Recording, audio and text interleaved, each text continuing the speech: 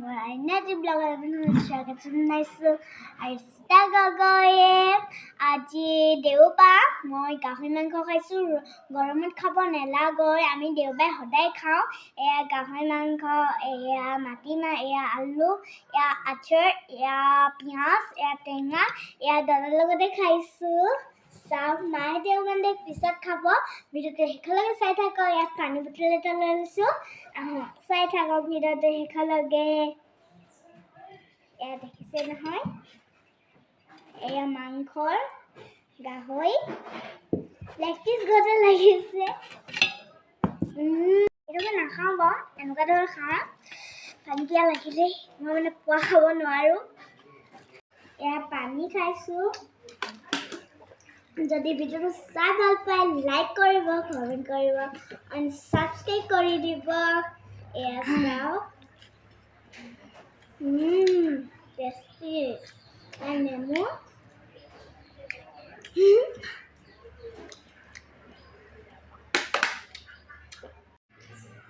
দেওবাৰ হ'লেও শান্তি নাই, আৰ্ট স্কুল আছে। মই ভাতখিনি খাবই লাগিছোঁ, দেখিছে নহয়।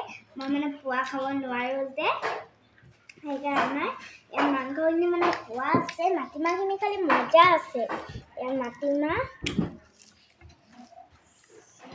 ইমান ধুনীয়া।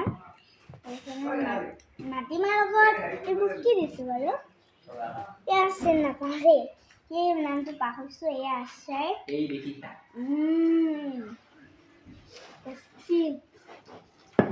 খাবই নোৱাৰিছোঁ, দেখিছে নহয়। দাদা এটালে খায়। মই আজি ভাতটো কি হ'ল কওক, ইয়াত কৈছে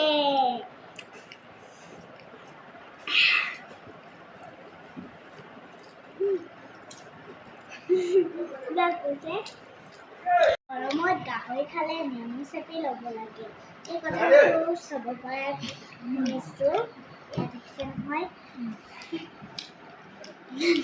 খাই লোৱা। মই ব্ৰইলাৰ মাংস খাই ভাল পাওঁ, কিন্তু গাহৰি মাংসতে ভাল পাওঁ। চব ভিডিঅ'কেইটা